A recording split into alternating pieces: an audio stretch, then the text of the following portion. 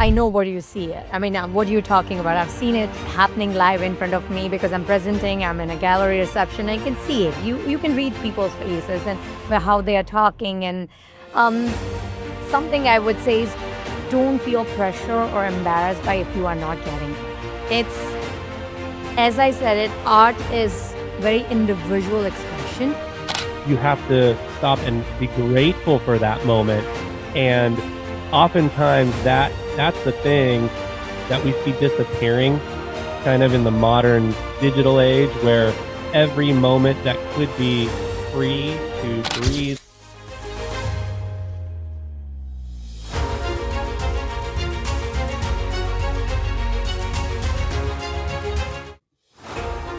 The Arts Council for Monterey County is here to invest in your creative future. If you're a student, your journey is just beginning. Apply now for college arts scholarships or raise your voice as the next Youth Poet Laureate. Honing your craft?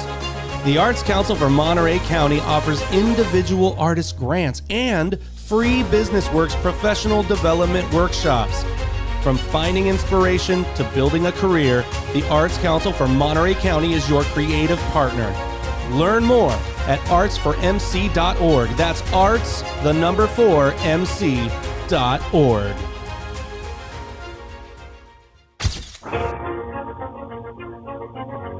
What up, what up, what up? Welcome back to Offline Expression. It is a beautiful day to be alive, my friends. My name is Jeff Hinderscheid, and I'm your host, and we are back. Today, I am joined by a very special guest coming out of Chicago. Rupali Kumbhani is in the house. Can you say hello to the people for us? Hello, everyone. There we go. Right on cue. I love this. For those of you who are listening on the audio, I hope you get a chance to go and check out YouTube. Rupali has this beautiful smile. It's contagious. It's just coming through the screen at me, and I love that. How are you today?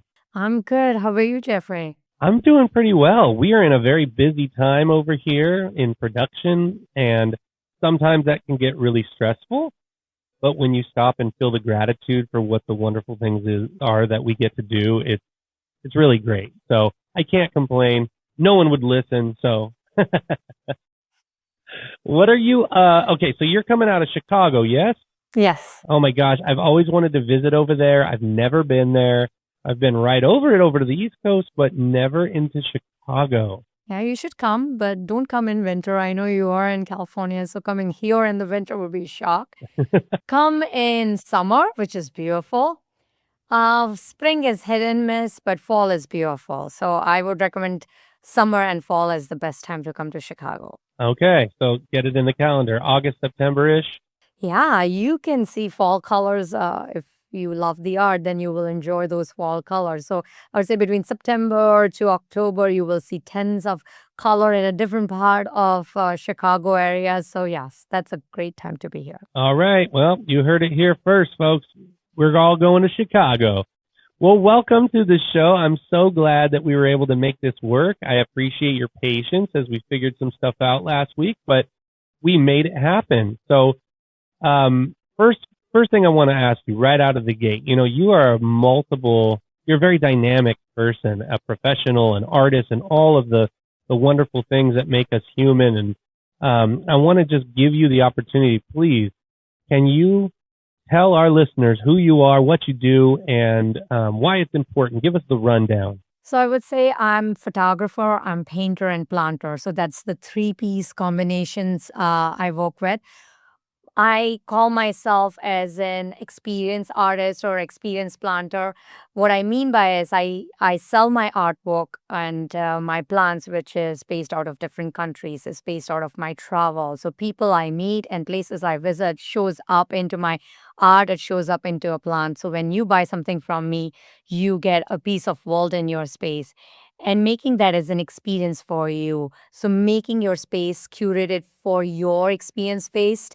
And that's what I am all about. What art make you feel, what you look at in my photographs or my plants, and what it brings joy, sorrow, any kind of a shock. What's that emotions you attach with? And you want to have that surrounding you when you are looking in your space. So that's what I would say in a nutshell is Rupali.com is all about. Awesome. Wait, so the three P's are photography, painting, and planting? You plants, yes. I am curating rare plants of collections from different part of the world. As you familiar, Chicago weather is not that great, but I grow 150 plant collection in my house, which is from not mostly them are outside of North America. So I have piece of Colombia, Costa Rica, Mexico, and when I travel them, I love to see it like how am I doing great in small environment. I experiment a lot, just like my painting and my photography. I experiment with my plant. Tend to not give them ideal conditions and see how they react to it and how they adopt, and then share that with my buyers, like what will be that conditions, how you can grow in. So it does not feel like a burden in your house. That a lot of time it's like having a plant in your house. I have to take care of it. It's a living being in your house. But I want to make sure that with what effort I can take care of this plant, and that's where my experience comes into it. Wow, that's pretty cool because I think when I hear artists and you hear photography and painting, those are already pretty different types of art as it is. Yeah. So one is Yeah. like capturing moments and being still enough to recognize things that are beautiful and then get them. And then another one is expression and like putting stuff out there that like you mentioned before, your emotion. What are you feeling? Is it sorrow? Is it gratitude? Is it joy? And then the cultivating of life, right? Like the beauty of something that is natural and alive Cool. and helping Cool. it thrive is a like a really cool different type of art because Yes. it's already there. It exists already in the world, and so it's like a combination of the first two. It's really cool. I respect that a lot. That's pretty neat. 150 plants outside of North America too. That is dedicated, to say the least. Thank you. Thank you. I hear you. The way I say it is when I'm doing painting, when I'm doing photography, I'm mostly in control of it. So I capture what I see it, and I want to capture what I wanted to show it to my viewers. Painting is similar. I create the marks which helps me to express myself. Now, when it comes to plant, it's total different thing is where it tests my patience because I Mhm. can give the best of the environment, but at the end, it's the mother nature who decides who survives and who thrives and who looks better and does not look. So it's totally very different kind of environment. This is very much controlled in my hand. This is really out of my control. So it's uses both side of your brain, and it allows you to appreciate what you have it because every time there are time in our life where we feel like there are things which we can control and things which we cannot. So that kind of experience help you in or help me in my personal life too. Oh, that is a great point. You said using both sides of the brain, and you're exactly right. Life is always going to throw us curveballs, and I don't think that's a surprise to anyone. But still, it is wild how often we are not in control of something, and then yet still are reactionary. So what you're talking about is, like you said, it's good experience. You're basically in. It's a good training, right? It's like taking your opportunity to have little challenges and navigate them, so that when the real Yeah. world throws you challenges, you have some like baseline foundation of how to deal with those things. And what an interesting way to do it through like the caring of a living plant, because like you said, Yeah. Mother Nature is going to be the one that decides. I also like that you said some are beautiful, some are, designed to do a certain thing, have spikes on them or a certain Yeah. type of oil on them for predators and to ward away things versus beautiful flowers that are designed to maybe attract certain insects to pollinate and things. Those are all perfect reflections of our lives as human beings, right? Like we all have our defenses or are not defenses or our surface level stuff. And Mother Nature decides, and there's all these different interesting things about us being animals, even though we have the brain power that we do with the free will. But what kind of correlations have you noticed between your work with your art with plants to the human experience? It's onefold is with the plant journey. I have learned a lot to be patient. And I started that journey with making them as beautiful and as lush and as big as it will be growing in their natural environment. Mm. So I have some 5 feet tall leaves growing in my environment, which you will see it in a rainforest. I know. And then there are some beautiful flowers blooming at different time. And through my journey, I've understand that in outside, in nature, they do not have a perfect life. They do not get perfect environment. They adopt themselves to be surviving. There are bugs, there are pests, there are predators, everything is attacking, and then they grow. And that's philosophy is flown into my plan saying, okay, so why I'm trying to nurture them and giving them conditions which I feel is perfect and giving them throughout my life, which is not possible. And that relates to our own personal life too, is we are not going to get a conditions which we thrive in all the time. I love to be in environment with all the positivity, with all the good stuff going around in my favor. And that's very ideal condition for me to grow. But no, it's not going to happen. So there are things which not be what I would like to see it, or which is challenges I didn't foresee, but it is thrown in my way. So how do I adapt to it? That helps. I see from that plants that they adapt to that. Taking that as an opportunity to learn something. Okay, I was not expecting this curveball in my life. What can I do best out of it? I don't want it to be the perfect version of me, but what is the best version I can do in this? Mm. It gives me a positive way to look into those different challenges as a more learning opportunity rather than just striving to be the best and look the best and do the best. Oh, that is great. And being in it, it's so funny because when we think about an ideal environment, um, we we I mean the human race, Yeah. it's so Mm-hmm. easy, especially when you're younger, Yeah. I think, to because you don't have the experience yet to realize that not everything's perfect, but you kind of you have you almost get upset when things aren't ideal. You can get mad, you can get frustrated, like why isn't it the way I want it? And Yeah. that's like fighting a tidal wave, climbing an uphill battle because it's like you said, it's just not going to happen. Not all the time. That's why when it does happen, when you're in an ideal situation that's bringing you joy, it's filled with positivity, or you have time on your hands to really sink into the moment, you have to stop and be grateful for that moment.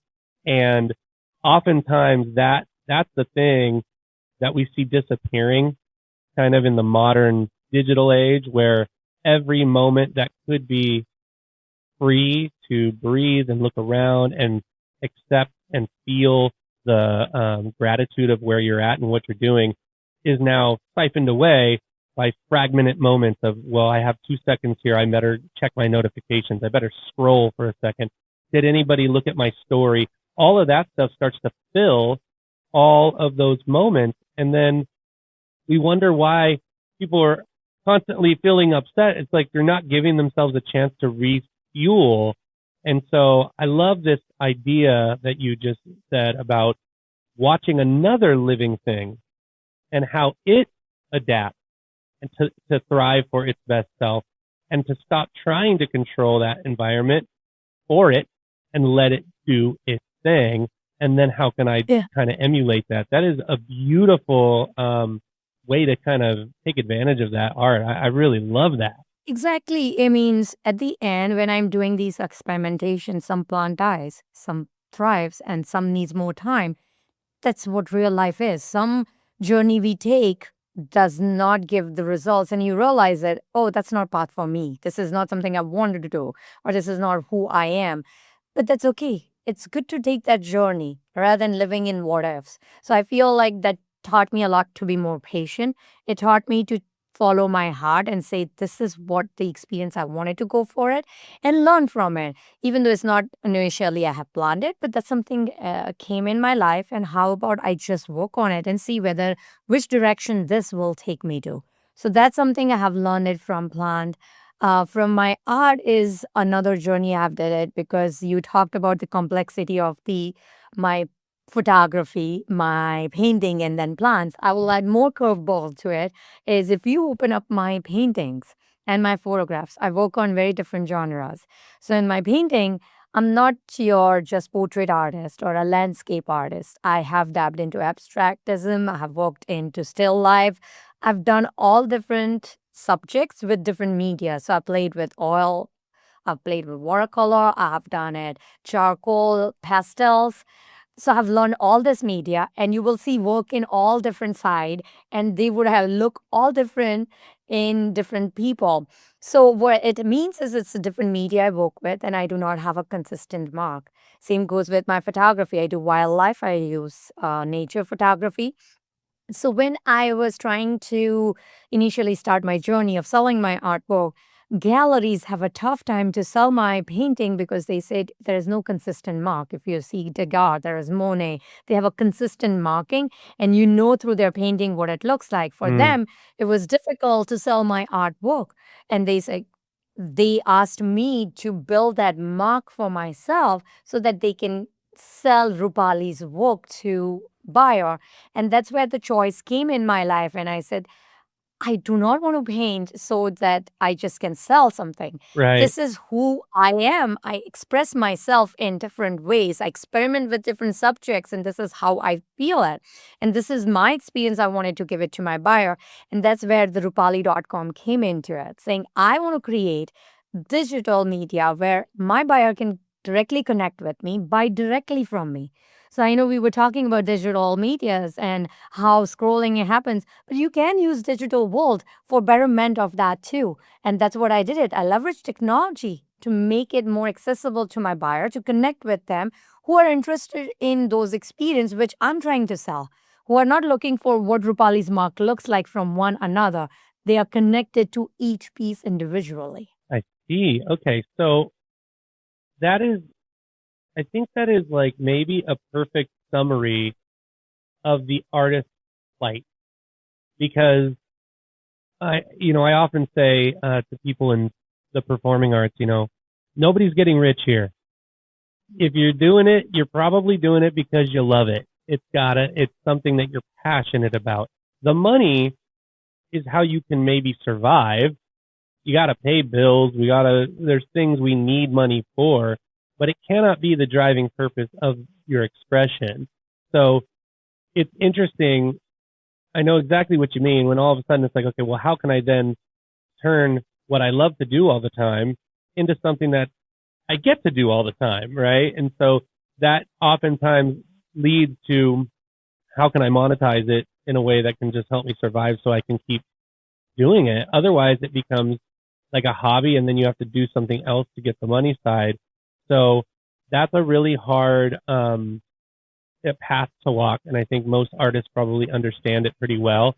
People who aren't artists, or maybe, I think everybody is an artist in some way. Everybody has creativity, but maybe they don't express that or they don't lean into it perhaps. But people who don't understand that or they see it from the outside, often they almost feel the fear of failure for you.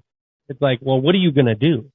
You hear this with students going into college, right? They have a major that feels alive and then the major that feels safe.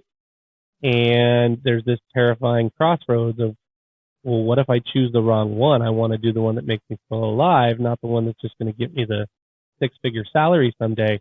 So finding a way to brand your work is a really great combination of that left and right brain, right? It's like taking the creative side and then taking some logic and rationale and saying, how can I do this with that? So with your painting work, were you able to find some unifying mark that signals and signifies that is now unified under your brand and it is yours? Or are you still, no, I do standalone pieces that are based on my moment and my expression and the emotion that I'm feeling in that time, and you either support me as the artist and therefore the work is the work, or did you kind of have to cater to that somehow? How did that end up?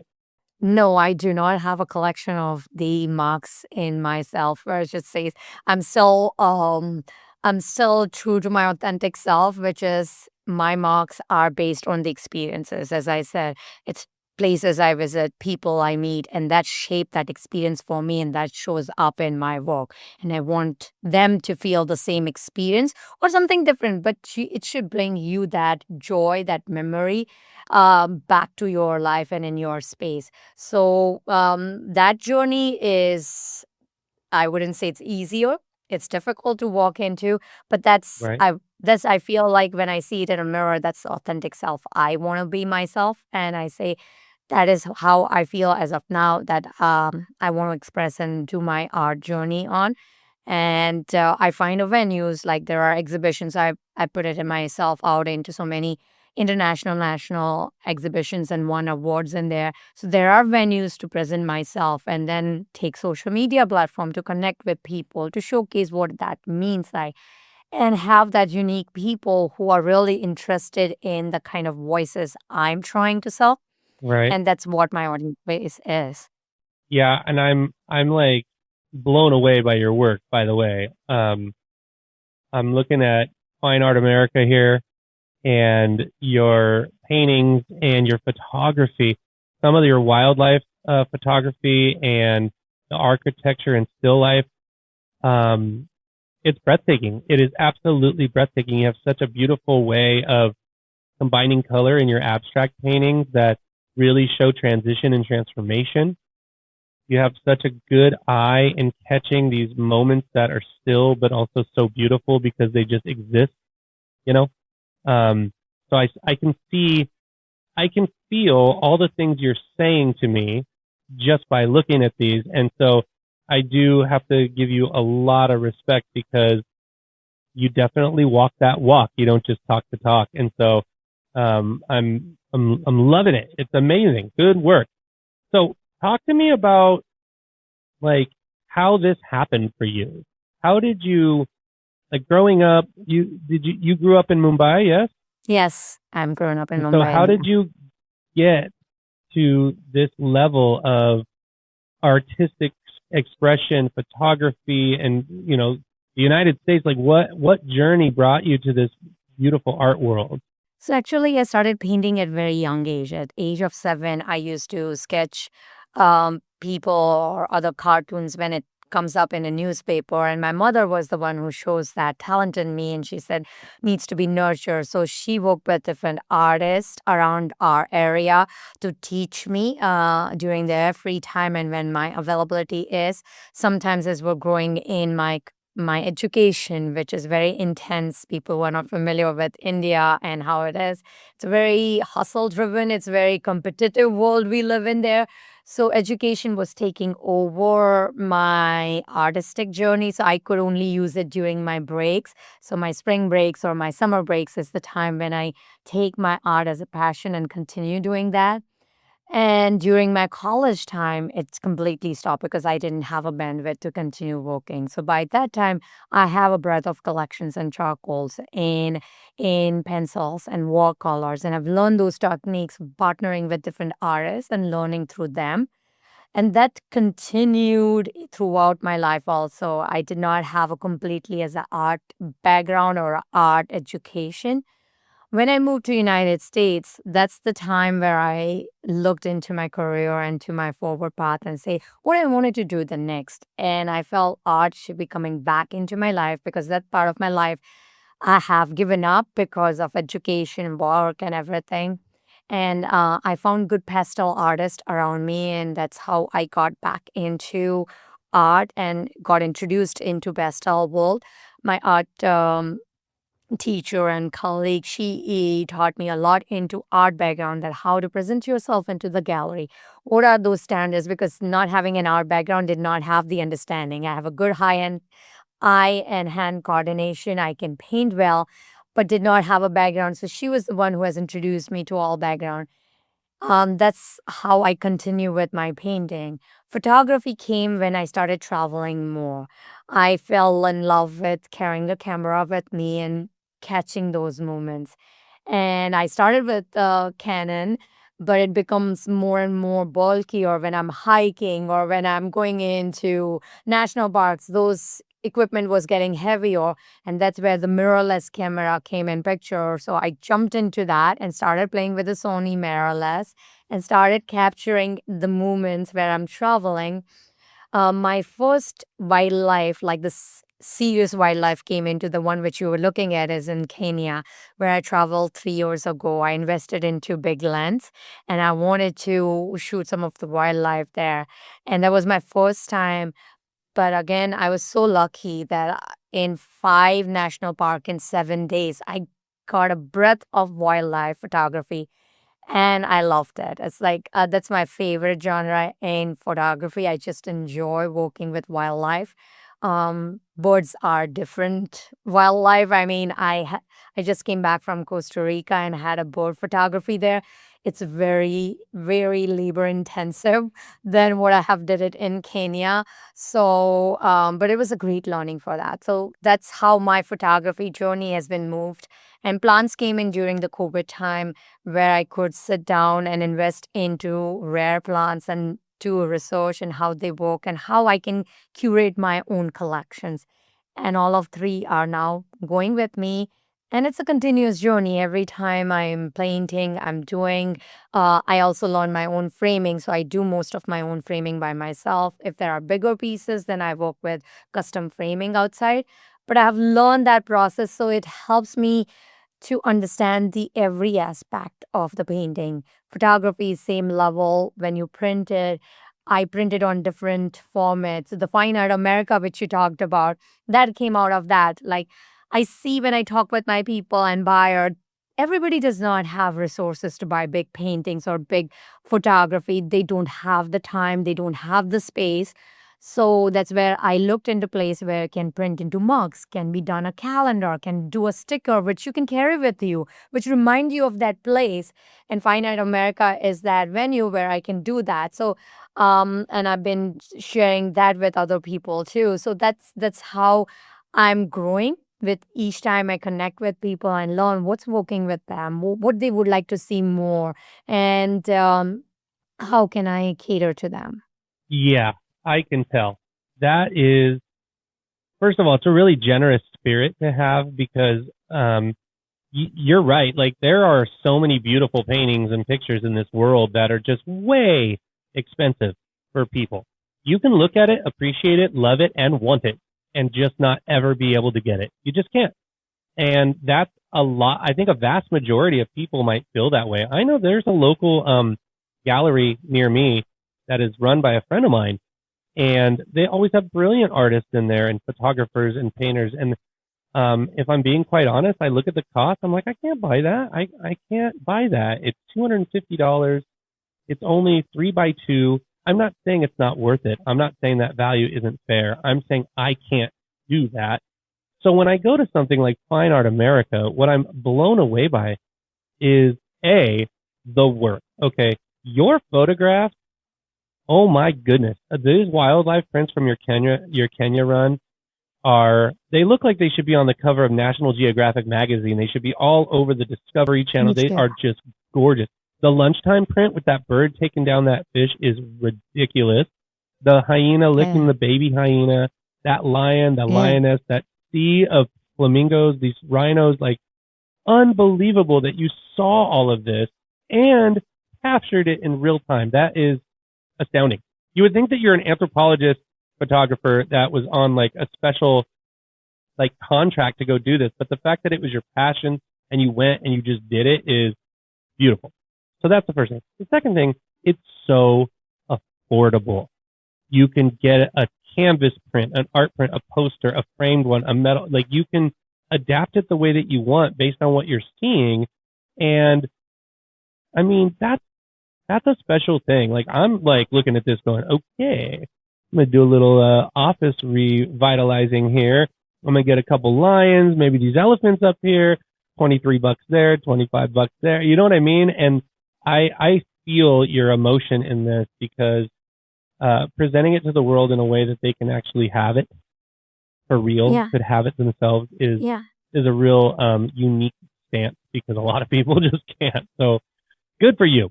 So let me ask you something with your so like Fine Art America is just its own platform, and you happen to house your artwork there, but you have your Yeah. own website as well, correct? Yeah. Yeah. And what is that one? So my website is www.rupali.com. So with extra A, I call it my brand as an extra A for art. So my name has a one A, but my brand has a double A. So it's RUPAALI.com. So Uh, what it is my original paintings. You can buy it from Rupali.com only. But those uh, prints has been handled by Fine Art America because they take care of a lot of printing, shipping. They do nationwide shipping. I do nationwide shipping of my painting also. So you can sit in any part of the world and any part of United States and you can get it. I am open to work with somebody who is an international and looking to buy it. I've not done it, but I will love to talk with you and see what we can work here. yeah, So that's how the differentiator is. My website is the central point of it, and then people can take what they wanted to do. Do you want to plants? Then there is a separate section. right. I do it through marketplace. When if it is something as painting, you buy directly from me. If you want to do the print store, any kind of my painting prints or my photography print, you will have same selection there, and you can customize to whatever level you want to. In mug, you wanted to show this part of the image more and less of this, you can customize that. What is the background should look like? You make that choice how you want to customize it. So from my website, you will directly buy my original paintings. Wow, you have so much work, and look at all the sold out paintings. Look at you go. That is Thank awesome. you. I think you're manifesting some. I love that you have some of your work up here that's just not for sale. It's like special to you also. I think Yeah. that's really cool. Yes. But I also think it's like just like we were saying from the other site, I think that this is a great way to say, like I was talking about with that other gallery, the value is there. Yeah. It's worth this. Yes. It is. And I Yeah. agree. And that's on my site. If people are serious and they are connoisseurs in this way, they will know, they will come and they will see this, and that value is right in the wheelhouse of the market. And so that's what it is. So to have that still in place and then be able to like go to another place and have the copies kind of for people, I think is just really cool. It's a smart move. Um, so when you do your paintings, can I ask you, because I've never really been a painter. I've painted many, many times, and I always enjoy it. I always find myself Yeah. going where the emotion goes. But usually it's because Yes. I'm there for a class or it's an event or it's something that like is a part of the itinerary of what I'm already there doing, not because I just decided to go paint. I've rarely done that. I've done that a couple times with my kids, but do you find that um, you go to start painting because you're already in a specific emotional space that you want to express, or do you find that you go painting, like you go paint because something in life is really uh, intense and you need a break, so you're going to go do something that's going to help your mental health and you don't have any idea what's going to come out? Mixed of both. I do both of them. So there are times where I wanted to express myself. And there are times where you don't have exact words for what you're feeling. So I will take pastels in my hand and I will express myself and see what that comes out of it. And there are times where I'm very intentional about it. And again, it's all emotion driven. When I'm intentional, also, is what I am seeing in this world that's making me to drive this painting and what I want you to see that. So when you have a 5 by 7 or 9 by 11 or 21 by 30 painting, If you go in a gallery, your eyes goes through certain part of the painting first. All of us is all of us feels that way. And then if you have a time and you sit there and look at that painting, then you observe the rest of the part of the painting. Mm. And if you think about it, that's the intention of the artist. The artist wanted you to see those three pieces first and then rest of it. Hmm. And that takes the time. So that's every artist I feel like is very intentional. And I am the same way that where I want you to see it. If I'm seeing a flower, am I seeing a flower which is blooming? Or I wanted to show you a butterfly on that bloom, that how the pollination works. That's how my painting will come out because that's the intensity I wanted you to see. Same way when I'm going through emotional way and I wanted to paint, I saw something that made me angry. It's like that's not right happening in the world. But I don't have a control over the world, but I have a control over my sketchbook and my painting. I'll go and express my anger in this way. I have entire color series of emotions done in abstract in my painting. Some of them are sold, some of them are still available. It shows up that how I see happiness, how I see anger. And it might not be the same way Jeffrey sees it. Right. And art makes that beautiful because that makes you you. And Right. you don't have to express it in a way which Rupali expresses it. You can have sky blue and pink and yellow and gray based on your experience and based on your mood. Right. That's the reason art is there. It's not like math, 2 plus 2 equals 4. It's going to be whatever you want. Yes. And I think that I've talked to other artists that do paintings and stuff and the emotional side of stuff. What I've always found unique is that sometimes when people go and like view a gallery, perhaps, right, like an exhibit, some people get it right away. They're standing there, they're looking at it, their eyes go exactly where the artist intended. They feel the emotion of it, and then they can talk about it. Literally, can just say, this one feels very this, I like this, there's a sense of that, this, that, and the other.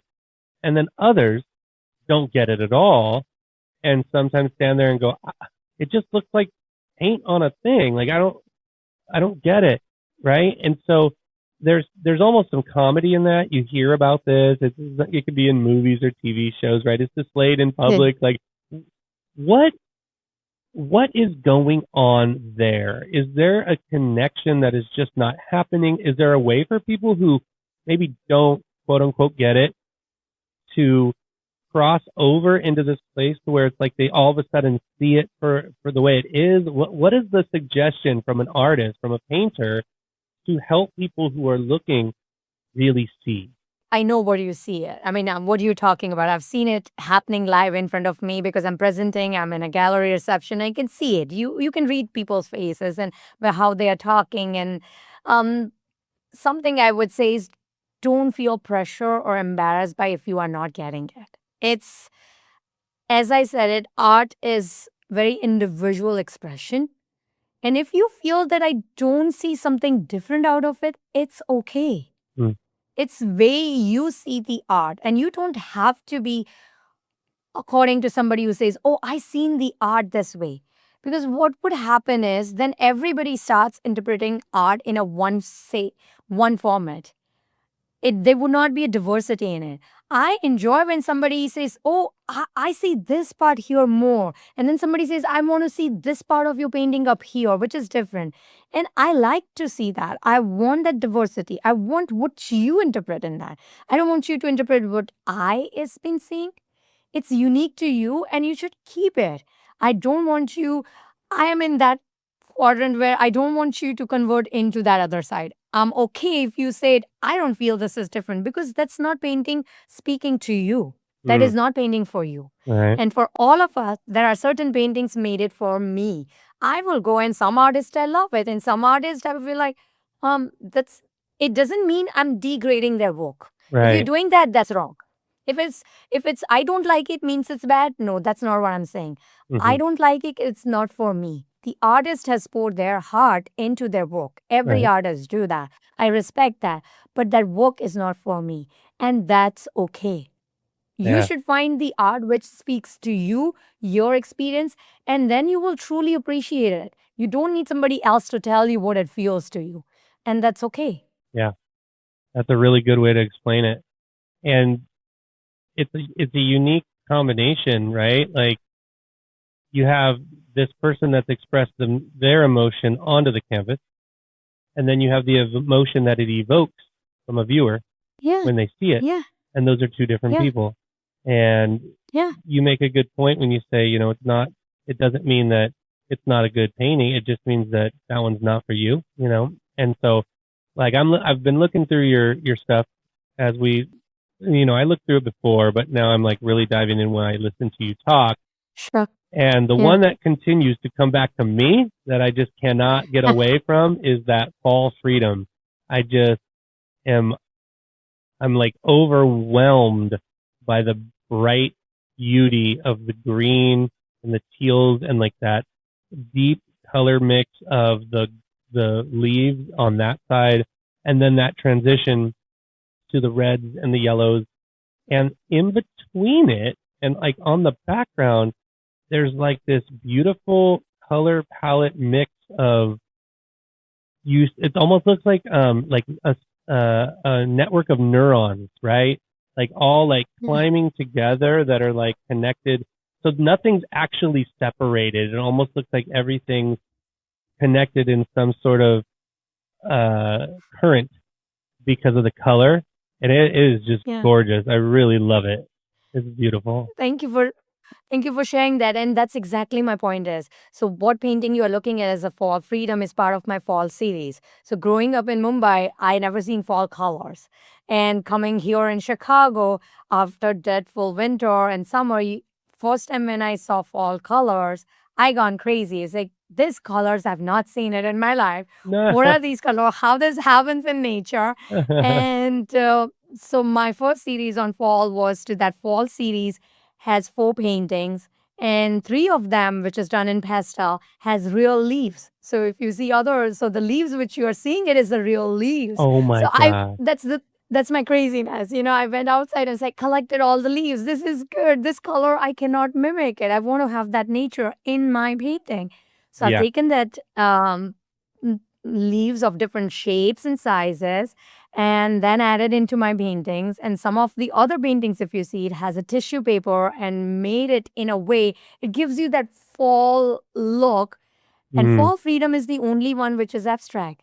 And other people have loved the other versions of fall more than fall freedom. So I wouldn't tell you, Jeffrey, saying, hey, you should look at my other paintings. They are much more difficult for me to paint, or this is what people like the most. right. That is, fall freedom calls your name and that's connected you. That's the experience you can connect with. Yeah. That's your painting. Why would you change that? I don't Right. want you to change that. That's the expression you enjoy. You should love that painting. Oh yeah, that between that and Fall Mist is like just so cool. Like it is just so cool. The deep reds and then the mist in the background. I mean, Yeah. like that's the kind of painting that Yeah. I feel like there's power in it. There's like something Yes. strong about it that is Yeah. like timeless. The fact that the branches just go all the way off the edges of the canvas. They don't stop. Yep. And so Yeah. between that and then the red coming forward, there's something there's like a warrior spirit to it that is really strong. And I'm like, Yeah. okay. And of course it's not for sale. Why would you sell that? That has got to be a special one. I love that. Okay, I've gotten way too into the. I'm just now a consumer. I'm like, I'm gonna buy all these paintings. So getting back to you, I just Yes. want to know, like, you also have this other side of you, right? Like, there's this Mm. digital. You've learned this way to take all of the things that you've already said, the feelings, the emotions, the art, the creativity, and all that, and then take advantage of modern technology to advance Yeah. that same spirit. And if I Yeah. recall, based on what I've seen, you do a lot of work with like, how can I motivate AI to create what this emotion would be if I put it on a canvas? Can you explain that to us? I'm really curious about what you do in that regard. So with that is my other side of the world where I use AI and emerging technologies to drive transformation. So I work with vision to execution. And what I take it from my creative side, which helps me in thriving those transformation there, is that creativity. Because art allows you to see things in a different perspective, helps me to bring that out of box concept there. I don't see in a cookie cutter ways of what other people would be seeing. So that's where the innovative solutions comes into it. How to use AI to make it human life better. Because Mm. at the end, the transformation I believe in is helping people to improve their life. I'm not making robots' life better. I'm not going to help robots to have a better, healthy life. It's going to be somebody human is working on. AI is a partner, is a component which I'm leveraging so to make it human life better. So that's where I use AI to help human and how to keep human in loop. So what that human plus AI environment looks like. I see. And, the AI world is so controversial sometimes. It Um, is. People want to bring up different aspects of how it, there's fear. There's a lot of fear mongering about like it taking over and all this, that, and the other. But there's also this like inherent sense of deceit, as if like anybody who uses it is somehow not creative or not original, and that they're taking advantage of something to do work for them. I don't Yeah. personally believe that. I use the AI often because you know I have a master's degree. I have to prompt that thing with a lot of work and a lot of clear direction before it can give you anything that's adequate enough to fill the need. We're not just looking Yeah. up stuff on Google here. We're talking about creation, and so in order to create something with specifics, there has to be a human brain behind the AI every time. And so that's kind of my stance on it. But I'm Yeah. wondering from you, what have what have you noticed in terms of platforms? Like what is easiest to use, best to use, recommended in the world of creativity? And then B, Yeah. what kind of future advancements do you think that we could see that could be even more beneficial to the world of art and expression? So I would say fear, I totally agree with you. Fear is always there and it's out there and every stages of fear and among the people I see it and I work with them to make that fear away to turn it into opportunity. As we started our original journey of plants, when something curveball is thrown in your way, rather than looking at as a fear or opportunity, how do you make it as an opportunity for you to grow? Don't fear something which is not comfortable to you because yes, AI makes you uncomfortable. There is something new out there. So don't take that as a thing you want to run away from or find a fault so that how we can blame our every problem to AI. No, it's not going to be that way. How I can learn this technology and how can I use it for advancement of what I wanted to do or achieve in my life. If you have that perspective, I feel that helps you to go a long way in your journey. Second thing, which you asked me about the tools and what I've been working on, my philosophy when I've been working with leaders is I'm not more tool centric. I My strategy is for to look into problem centric. So trying to see what you're working on. For example, if you are a creative artist and working into creating some digital media, then you would look into problem from that perspective, saying how I can do my digital media better using AI.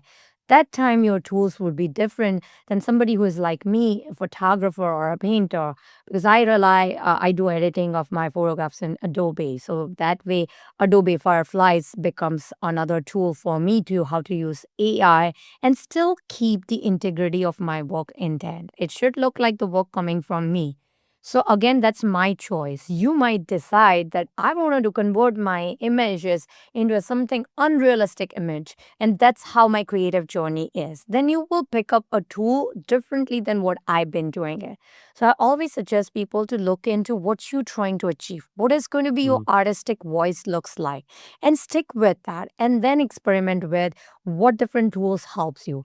There are every places are now working on AI. So there's Canva who is doing AI from their end. There's Adobe who is doing AI from their end in Fireflies, and so many different levels you can work into. There is one, if you are on a video side, which you heavily work on, Jeffrey, would be then Dali is another area where you can do it. And then there are so many third party tools available, but all of them are not perfect. One thing which is consisting among them is they are not perfect right now. And investment is huge. Mm, Everything, your free version is not that free. For you, the paid version is always better. yeah. So please use your money wisely, make that decision wisely. Don't invest mindlessly, even if you are into AI and working into AI. So when you have that strategic direction saying what my artistic voice is and which direction I wanted to go in, helps you to invest your money in the right tools, Mm, and then play with them. Play with the basic version first and see, is this something right for you and your artistic voice? If it is not, then it, pivot yourself. Be agile in this environment, because in AI world, people needs to be agile. You yeah. cannot be having loyalty to one platform and says, I will continue doing that. Then you will miss out on a lot of good stuff around you. So be agile in that. Keep your eyes open what you're working on, and that will help you in your own artistic journey the way you wanted to express yourself. That was a pretty darn good answer. I gotta say, I lobbed that up and you just smashed it out of the park. Well done. um, it's funny because I'm currently, I'll just share this with you. I'm currently at a crossroads with the AI world, right? I have a Mm-hmm. lot of Google platforms, right? I have lots of Google accounts because I have so many business emails, and so it kind of, it lends itself to being a patron of Google Workspace, right? So you get Yeah. into all of that, and it's great. I know how to use it, and it's fine. But then Gemini comes along, right? And Gemini's in there and Yeah. everything, and so I had Yeah. already kind of been working for a long, long time with ChatGPT and like have a history with all these different things that I have worked through, and Sure. proposals and contracts and ideas and plans and lessons and curriculums and blah, blah, blah. So then I'm like, well, I don't want to just bail on that history and then switch over to this. Well, lately, in the last month or so, I've had a lot of work start coming through with people through Microsoft. And so now here comes Copilot that is The- huge and now getting better and getting more and more advanced. And it's basically got the exact same components as Gemini, the exact same ideas and components as ChatGPT, but Yeah. also transitions and can help when you go to make a PowerPoint presentation or all these kinds of things. So I think now out there's this analysis paralysis going on because Yeah. there's so many options that people are like, Yes. just like you said, spend your money wisely, you get what you pay for, but you're already kind of hooked by certain things you have. If you're already a Microsoft Teams user and your whole company uses Teams and you have a Microsoft account, well, it makes the most sense to just jump onto the Copilot bandwagon versus Yeah. the Google side.